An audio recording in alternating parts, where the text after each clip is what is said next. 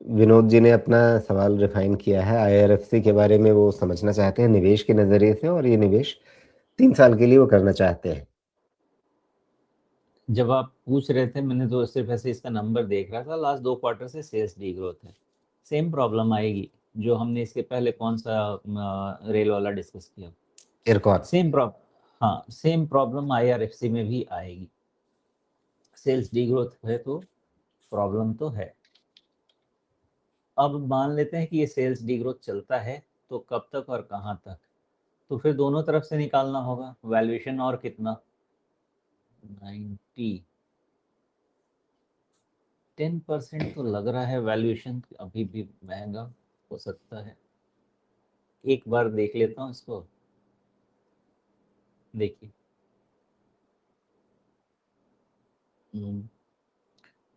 वाह इतना मार्जिन है,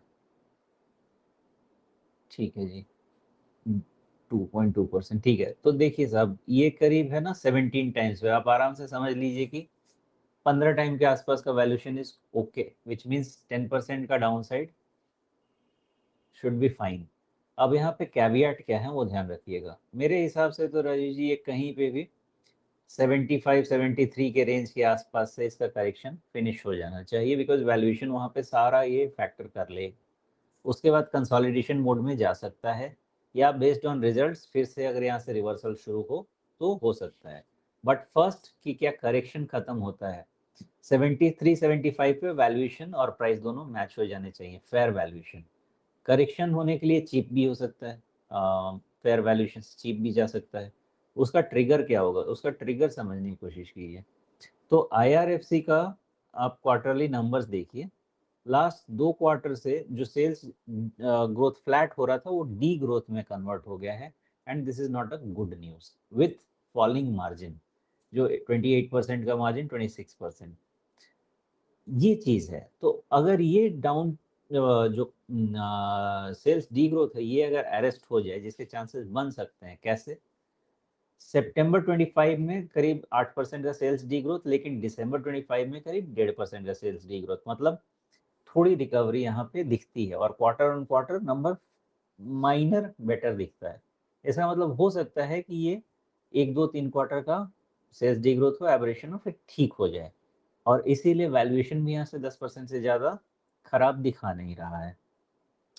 तो यही सिचुएशन है यहाँ से देखने के लिए। बाकी आपको नंबर सॉरी रिजल्ट पे ध्यान देना होगा, कम से कम थोड़ा बहुत भी सही यहाँ से ट्रेंड रिवर्सल इसका सेल्स का शुरू हो तो 75 के आसपास 73 के आसपास का इसका प्राइस का भी बॉटम बन सकता है। जी।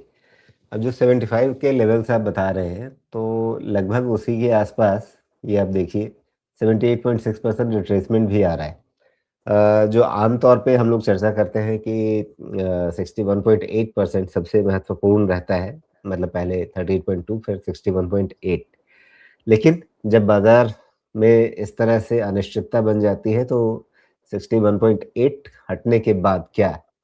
तो फिर हमारे सामने इसी तरह के रिट्रेसमेंट आते हैं, जो 1-2 शेयरों में हमने चर्चा की कि हो सकता है फुल रिट्रेस कर जाए। अगर 80% भी नहीं बचा उसके बाद क्या करेंगे? तो फिर 100% ही बचता है। तो ऐसे ही मौकों पे हमें ये 78.6 और 100% जैसे रिट्रेसमेंट जो है, वो वापस देखने पड़ जाते हैं। यहीं पे मल्टी फैक्टर मॉडल काम आता है। तो अगर वैल्यूएशन डिफरेंस 15% से ज़्यादा का दिखता था ना, तो फिर मैं फिर सीधा ही बोलता था कि ये 100% पूरा रिट्रेस हो सकता है। लेकिन वैल्यूएशन डिफरेंस इतना ज़्यादा नहीं है, तो हो सकता है कि ये 80% करेक्ट करके उसके बाद ठीक हो जाए, और उससे ज़्यादा होना नहीं चाहिए, बिकॉज ऑफ कोर्स ये सब पीएसयूज में इससे ज़्यादा करेक्शन नहीं होना चाहिए। इनके पास तो बिजनेस कॉन्ट्रैक्ट सब तो आता ही है गवर्नमेंट से, तो उसका तो इशू नहीं होगा।